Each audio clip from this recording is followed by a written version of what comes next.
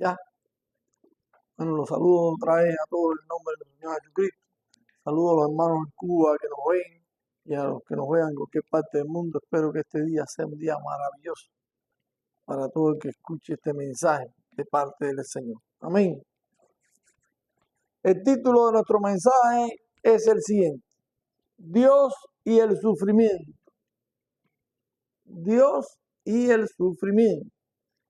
Tomamos como base el Salmo 42, versículo 3, que dice: fueron mis lágrimas mi pan de día y de noche.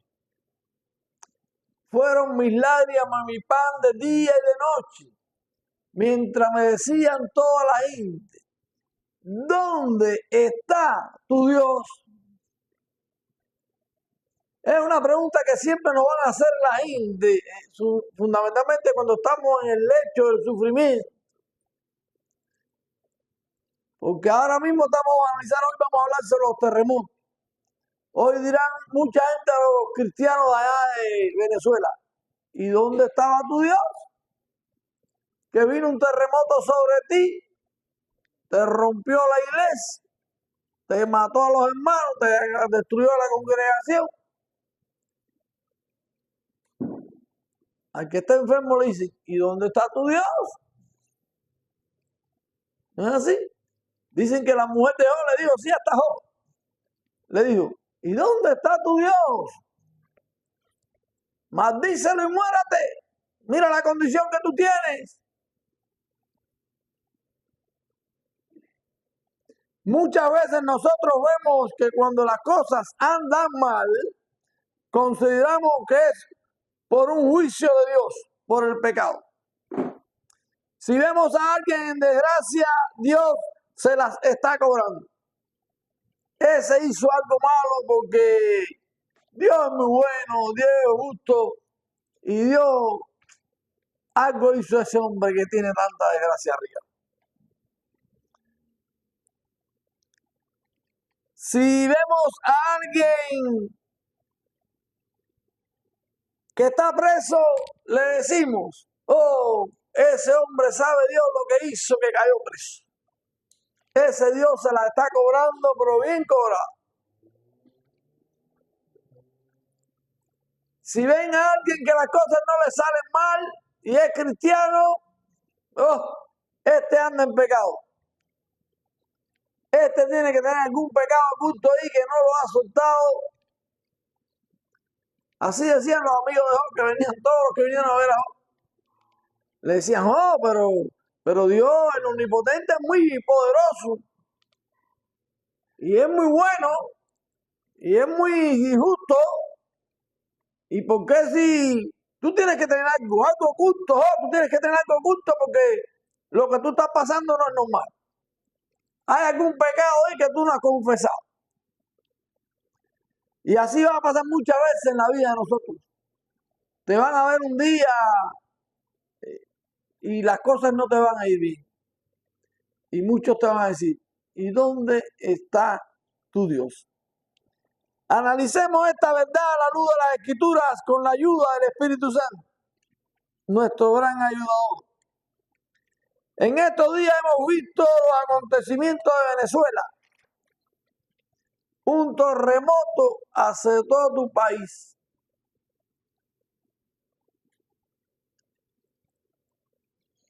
Destruyó las ciudades. Destruyó todo lo que vio por delante de él. Y si fuera poco, destruyó la vida de miles de personas. Hoy muchos están debajo de los escombros, esperando que saquen ahí su resto. Y muchos dirán: ¿y dónde está el Dios de esa gente? Ahí murieron miles de cristianos. ¿No creen ustedes que murieron los impíos? Porque yo más bien, y después lo vamos a hablar aquí en sermón, yo vi que los impíos se quedaron vivos. Y están muy elegantes en su trono. Miles de muertos y desaparecidos, destrucción de edificios, calles, tiendas, tendidos eléctricos, puentes, miles de hospitalizados, miles y miles de hombres y mujeres y niños sin hogar. Porque la situación de Venezuela viene ahora.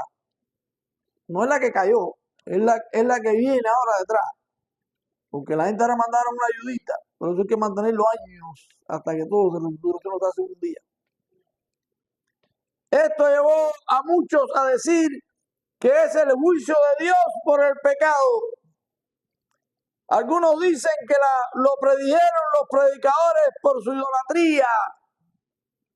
Vi mucha gente hablando que ese juicio fue porque ellos eran idólatras, porque adoraban a Hugo Chávez. Y la idolatría los llevó a eso. Pero los cristianos que murieron allí no adoraban a Hugo Chávez. Ahí murió mucha gente justa que no adoraba al diablo. Lo que pasa es en la realidad que dice la Escritura que en este mundo un mismo suceso acontece a todos. No porque tú eres cristiano te vas a librar de un problema de eso. Cuando vino el COVID lo cogieron los cristianos y los que no eran cristianos.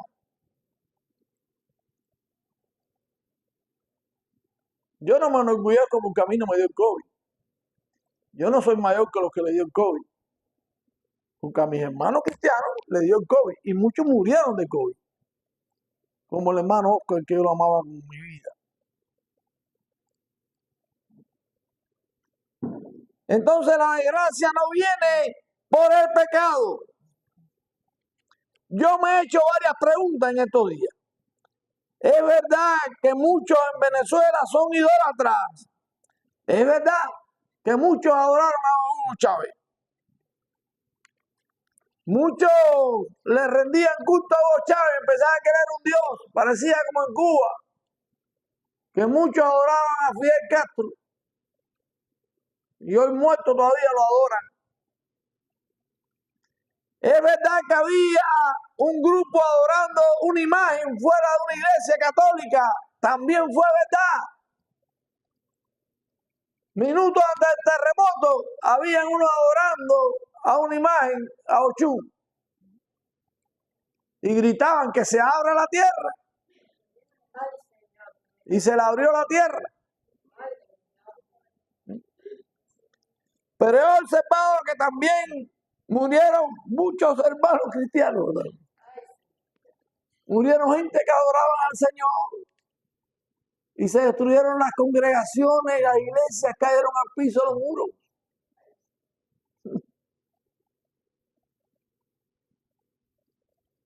Que muchos han sido rescatados de los escombros. ¿Y por qué han sido rescatados de los escombros? Porque fueron buenos. Porque la misericordia de Dios los alcanzó en ese momento. Y Dios tiene muchos planes buenos con algunos de esa gente que van a salir de los escombros. Nadie habla de la misericordia que Dios tuvo con los niños. Muchos niños fueron sacados de los escombros. La solidaridad entre ellos, que yo la estuve observando como unos a los otros se buscaban y se ayudaban. La ayuda internacional. Pueblos que ellos decían que eran enemigos de ellos, como Israel, mandaron a la gente a sacar ahí gente de los escombros. Bukele siempre estaba en contra de ese presidente. Y fue el primero que entendió su mano amiga. Y mandó a su gente con ayuda. Otra cosa que me llamó la atención fue el deseo de ellos por sobrevivir a la tragedia. Uno debajo del escombro grabó un video diciendo: si alguien escuchara esto y me pudiera sacar de aquí.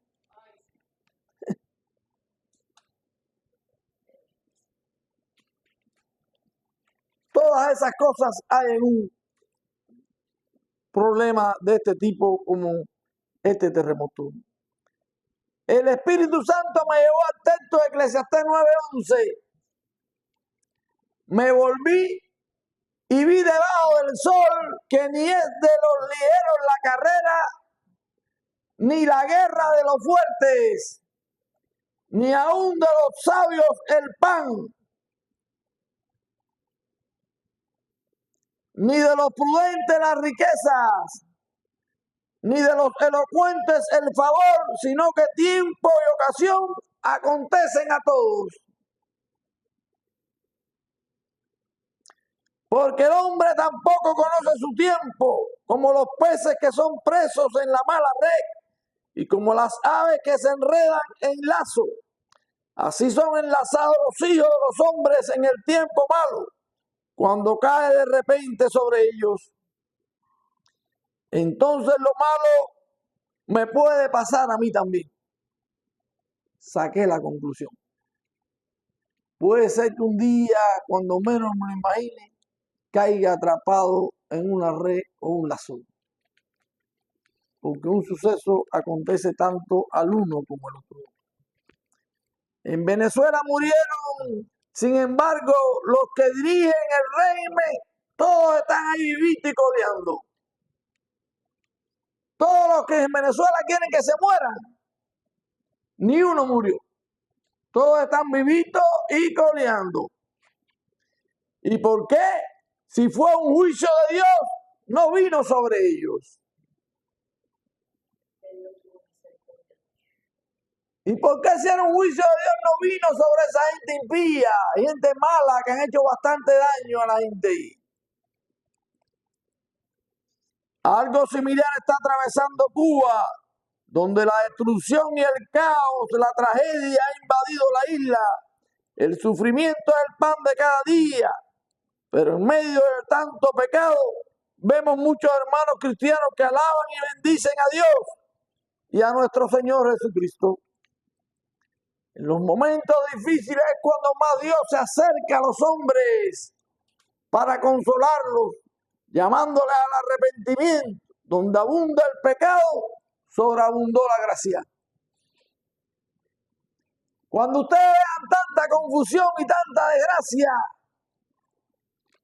ahí nos falta la gracia del Señor. Dice que sobreabunda la gracia. La esperanza es lo último que se pierde. Vi un hombre y su mujer atrapados entre los escombros. Subió un video y dijo que por si alguien veía este video, no perdió la esperanza y fue recompensado. Ese hombre vivió esperanza contra esperanza. Y Dios le dio lo que él quería. El Señor anuncia que vendrán días malos. A los jóvenes Él le pone, acuérdate de tu Creador en los días de tu juventud, antes que vengan los días malos y lleguen los años de los cuales digas, no tengo en ellos contentamientos. El Señor nunca ha negado a la iglesia ni a nadie de que vendrán tiempos malos y difíciles. Eso de que todo va a estar bien, que se está predicando por ahí, eso es mentira. Los tiempos se van a poner cada día más difíciles. Jesús dijo, mirad que nadie os engañe. Cuando oigáis de guerras y rumores de guerra, no os turbéis porque es necesario que suceda así. Pero aún no es el fin. Porque se levantará nación contra nación, reino contra reino, y habrá terremotos en muchos lugares. Y habrá hambre y alborotos. Principios de dolores son estos. Quiere decir que nada extraño está sucediendo en la tierra. Está sucediendo lo que dijo el Señor. Y no es el fin. Algunos piensan que el Señor es porque viene. Dice ahí la Escritura que aún no es el fin. Principio de dolores. Vamos a ver los terremotos en la Escritura. Aparecen en múltiples ocasiones. utilizados como símbolo del poder de Dios, una manifestación de su presencia o como señales de juicio y profecía. El primer terremoto que recoge la Biblia, ustedes no saben cuándo fue. El día que se le dieron las tablas, las leyes a los judíos en el monte de Sinaí. Dice la Escritura que ese día tembló el monte. Cuando aquellos judíos vieron que temblaba el monte, no querían ver ya la presencia del Señor. Le dijeron, acérquense para que vean la presencia. No queremos ver eso.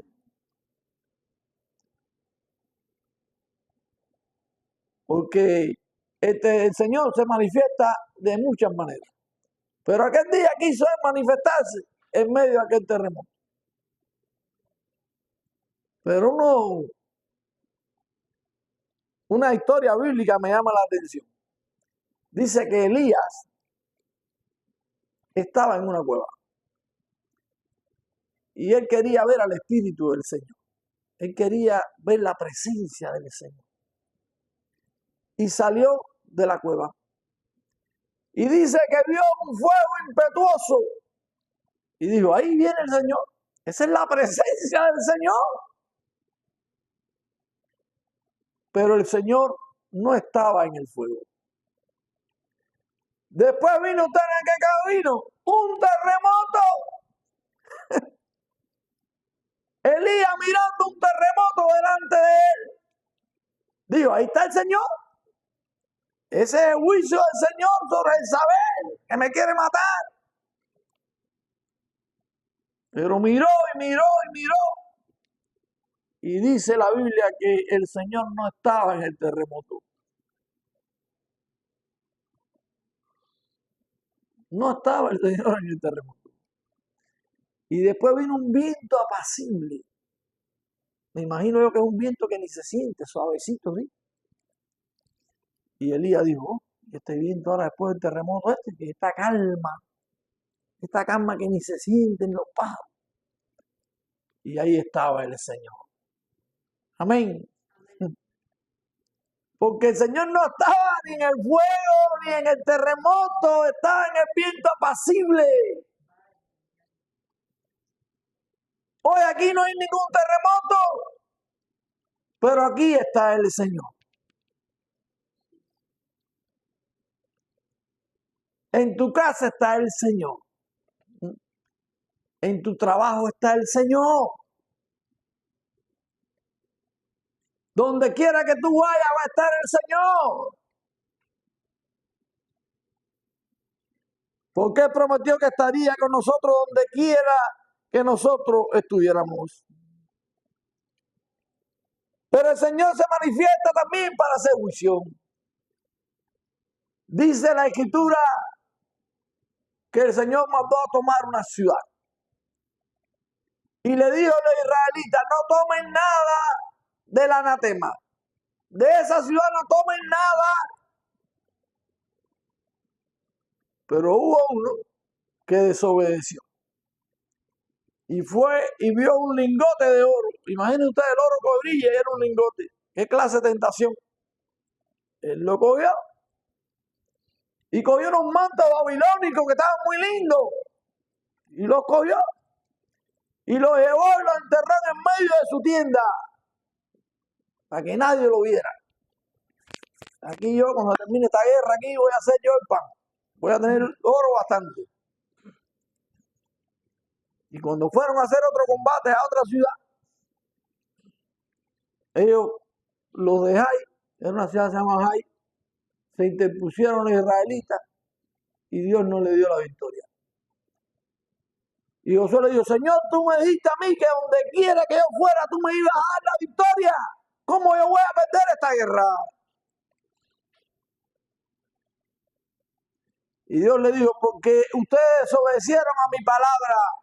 Le dije que no cogieran nada de ahí y fueron y tomaron algo de ahí. Y Moisés mandó a averiguar tienda por tienda. Hasta que este hombre dijo, si yo tomé y está ahí en mi cabaña. Pues ese día hubo un terremoto. Ese día hubo un terremoto, papucho. Dice que la tierra se abrió y se los tragó a todos. A él y a su familia completa. El pecado tuyo puede traer problemas para toda tu familia. Hay que ser muy prudente a la hora de cometer un pecado. Porque tú puedes estar trayendo desgracia sobre tu casa, sobre tu familia. Este hombre se abrió la tierra y se lo tragó completo.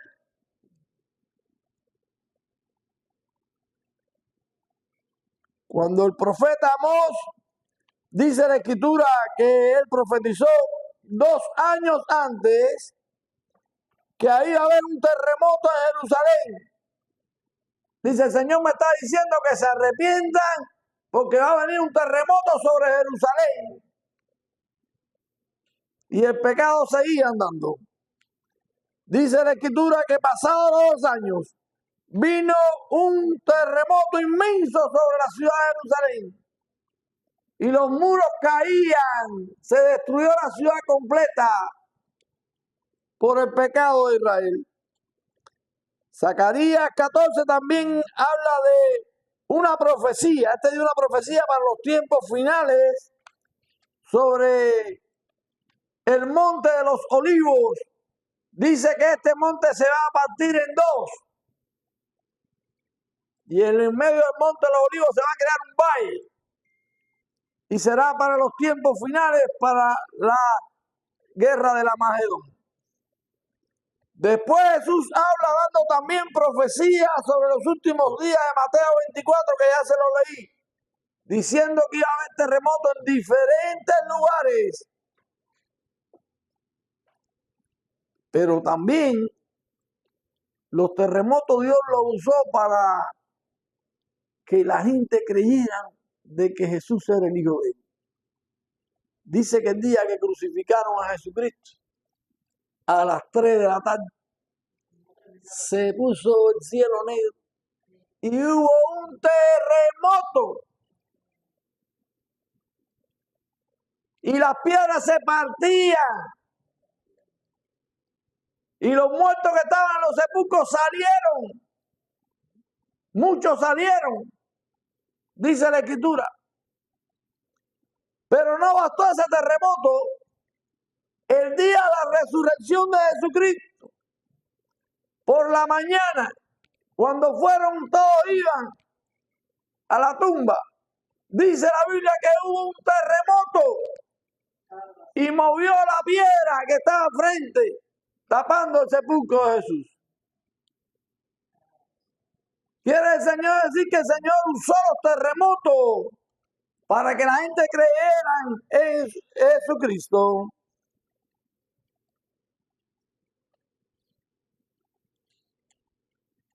La liberación de Pablo y de Silas.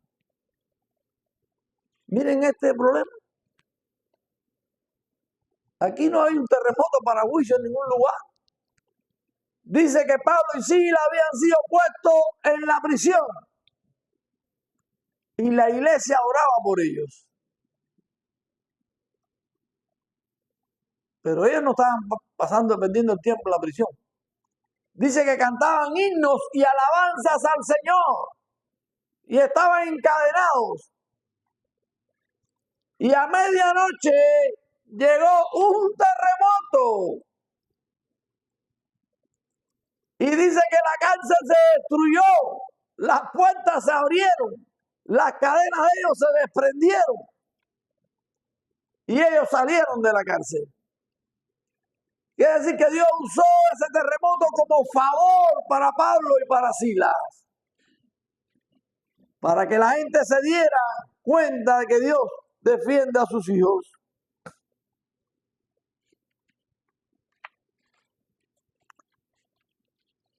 El libro de Apocalipsis profetiza varios terremotos.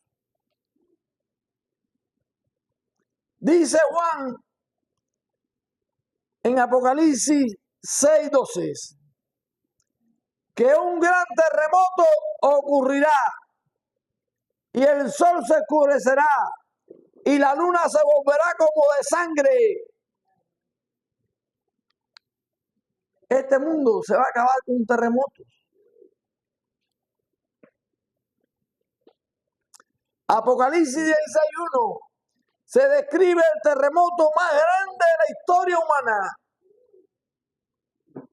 Tan fuerte que las ciudades colapsarán y las islas van a desaparecer. Cuba desaparece completo.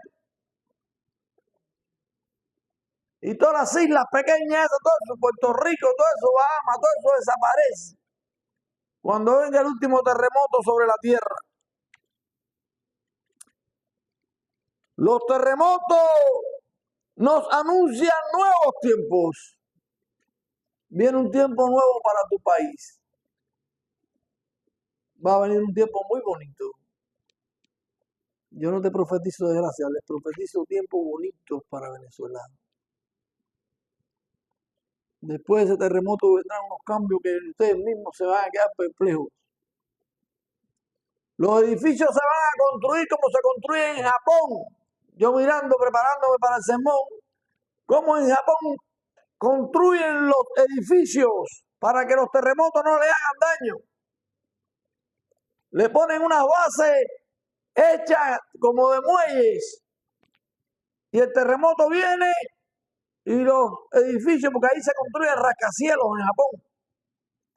Saúl fue allá, ella fue allá, vieron un edificio uno al lado del otro, los rascacielos, pero ellos están preparados porque allí cada rato hay terremotos. ¿Y qué hicieron ellos? Dios les dio la sabiduría para prepararse para que nunca más los afecte un terremoto. El mismo día que ocurrió el terremoto de Venezuela, ocurrió un terremoto en Japón. ¿Alguien escuchó que hubieron miles de muertos en Japón? ¿Que se cayeron los edificios? ¿No? Si fuera, igual, la misma hora. Pero ya ellos están preparados. Venezuela ahora se va a preparar.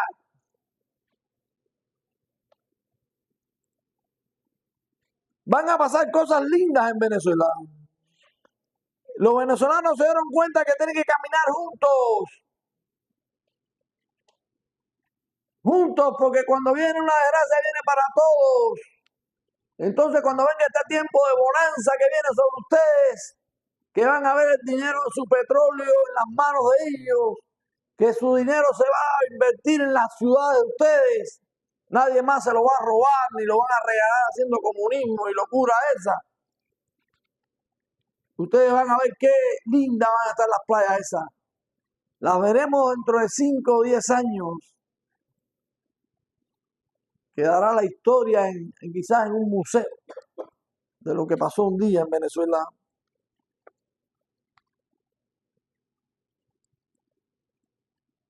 Bajo la misericordia y la gracia del Señor, se rompió en Venezuela el velo que había en Venezuela de la idolatría.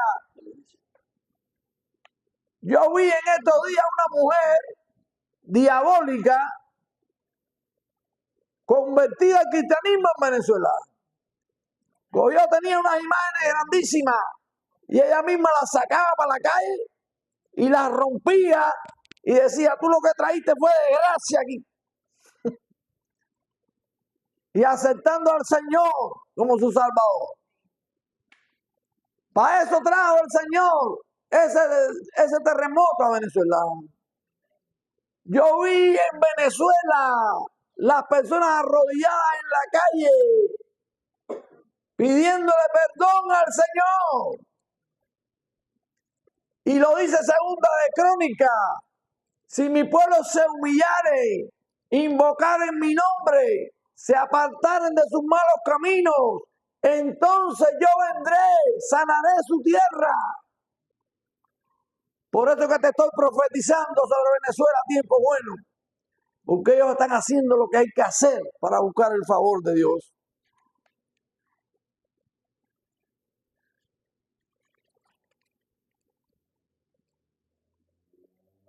Las viviendas que se construirán en Venezuela no son las que construyó Hugo Chávez, que se hicieron con cualquier material, que lo descubrieron ahora los topos esos que venían de otros países. Era una arcilla que no servía. Se va a construir con lo que lleva la construcción.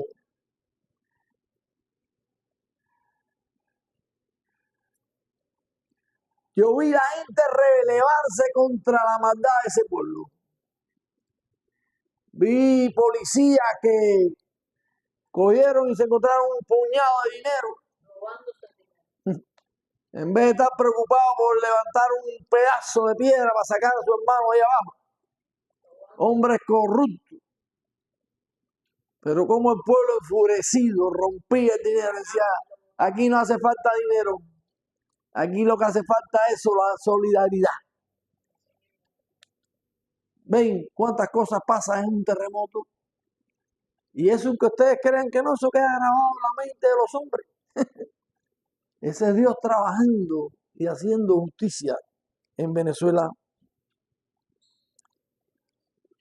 Los terremotos destruyen el orgullo del hombre. En segundo, destruyen todo lo que el hombre construye en siglos, enseñándonos a hacer tesoros en la tierra. Los hombres se afanan por hacer tesoros en la tierra, no les importa nada, destruyen lo que haya que destruir. Acaban con los hombres.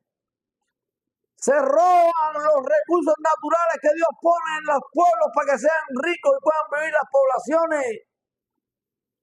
Los regalan a otros lugares sin contar ni con el pueblo. Pero ahora va a ser diferente en Venezuela.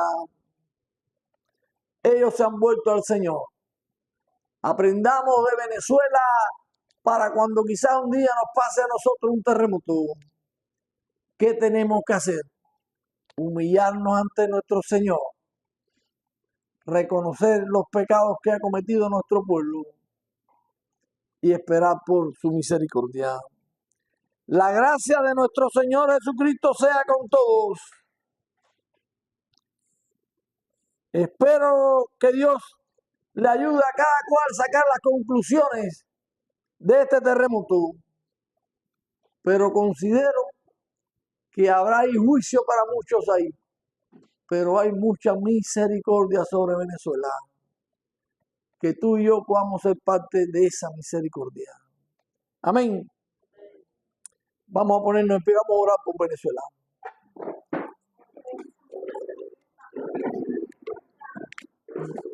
¿Tu familia fue afectada? Vamos a orar por Venezuela. Amén. Nápoles.